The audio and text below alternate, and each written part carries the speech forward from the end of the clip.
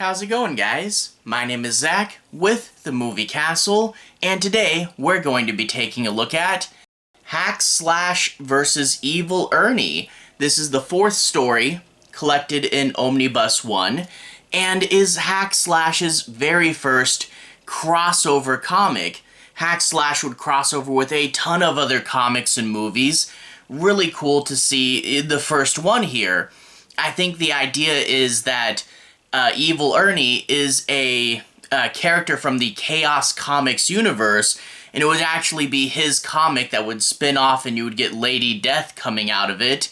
But those characters eventually got bought by Devil's Due, who was publishing Hack Slash at the time, so why not mash your two horror icons together? And overall, it's a pretty fun book. Evil Ernie is stuck in the Hack Slash universe, can't find Lady Death, and will eventually fall in love with Cassie instead and wreak tons of havoc. Pretty cool fight sequences and a pretty fun finale in this one. Overall, yeah, it is a really cool, crazy story that I really do like. And of course, also not just fun horror insanity, but tying it in with the emotions, comparing Ernie and Cassie, and seeing that they both had kind of similar backstories, but reacted to their problems in two very different ways.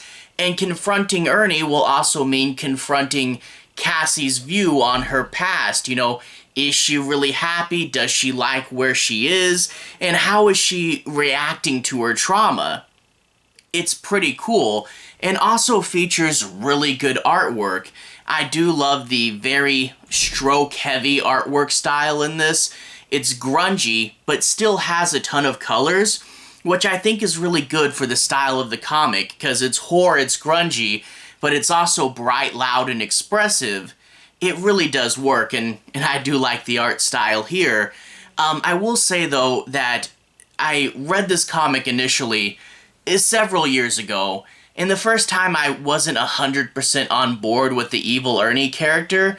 Reading it this time, I did start to understand him better, and it does appear that he has a really good die-hard cult following behind him. I will say I was just never a fan of, like, Lobo, you know, characters designed to be overly cool, you know? And I don't really understand how, you know, following an evil character around, that does seem like weird story structure, but, you know, he does have a cult following. There must be something there, and I did warm up to him on this reread, so maybe I'll check out his solo comics and see what's up, because like I said, a ton of people, even though he's not the biggest character ever, a ton of people really do love Ernie, so there must be something.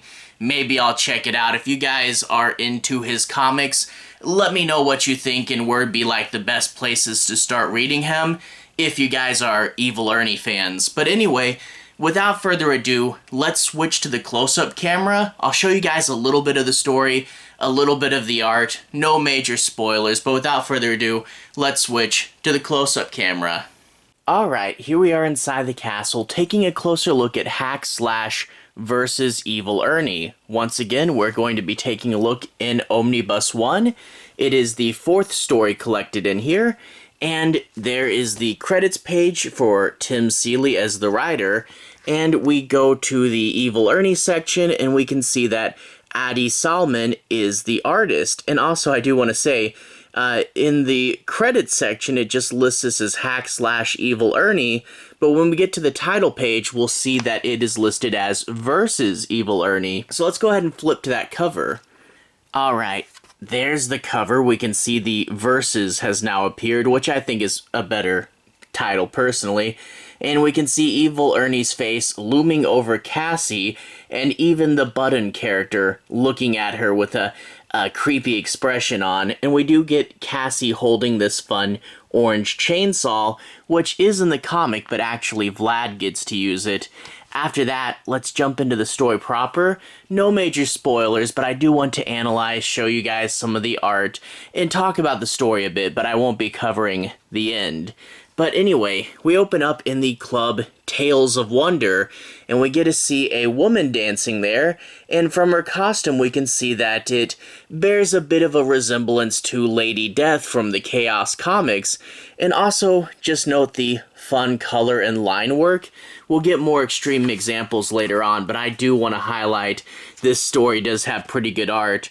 She gets off of work, and she sees something in her back seat. At first she thinks it's just someone trying to hit on her, but it's much worse because it's Evil Ernie, and he's going to take her away. However, because all these women have gone missing, we're of course going to get Cassie and Vlad hearing about the story, and another bit of character moment with Vlad not knowing what a strip club is, and Cassie making a joke about how he's been living in a basement for 20 years. And when she explains it to him, he thinks, oh, is this something to do with dating? No, it's not for dating, Vlad. But anyway, after that, we're going to get kind of a quick but pretty fun scene where Cassie spies on the police in order to get some information.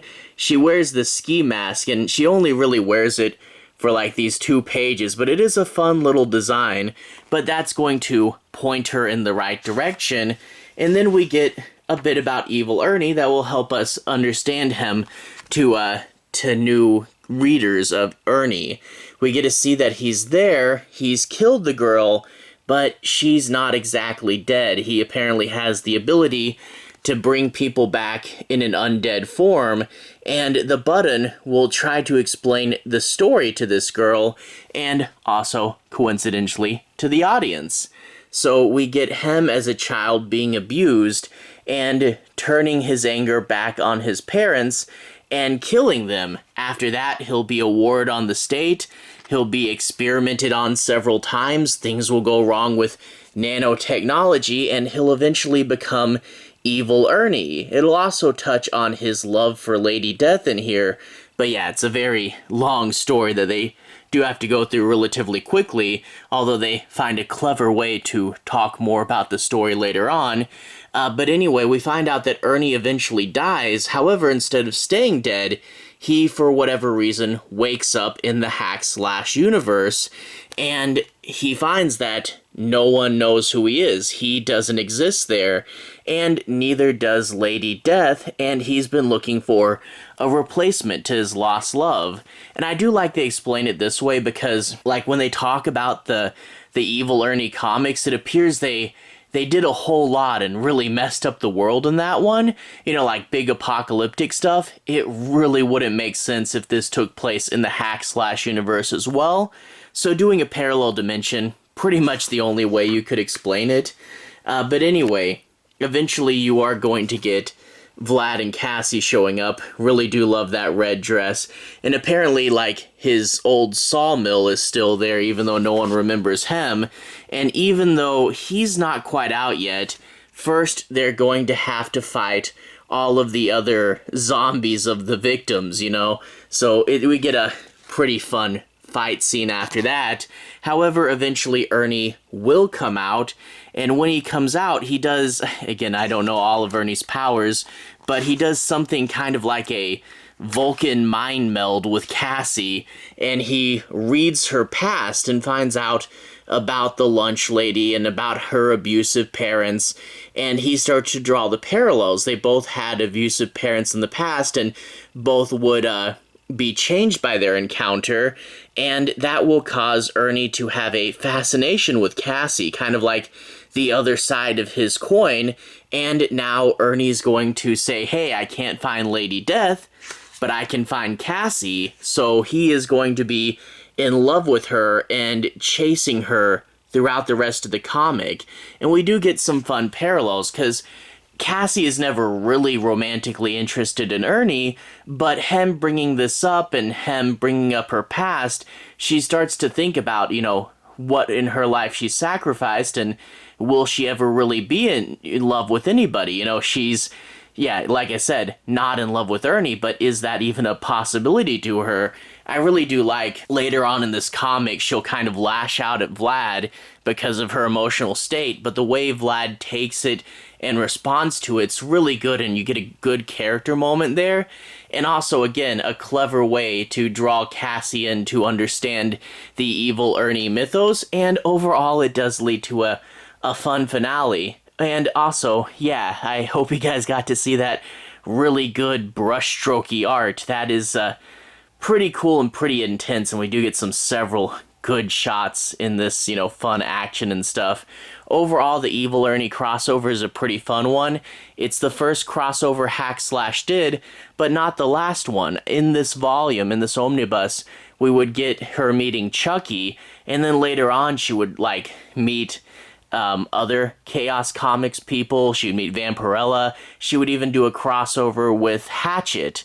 So I'm really, really wanting to see all those other crossover ones, but for now, we just cracked the lid on it, and I can't wait to get to more. Anyway, to everyone who's watched so far, thank you for watching. To everyone who's liked and subscribed, thank you. You really are helping the channel out. I'll leave a relevant playlist on the bottom. This should be my Hack Slash playlist, where you should be able to find my reviews of the past stories. Anyway, have a good day. I'll see you guys again very, very soon. Relevant playlist on the bottom.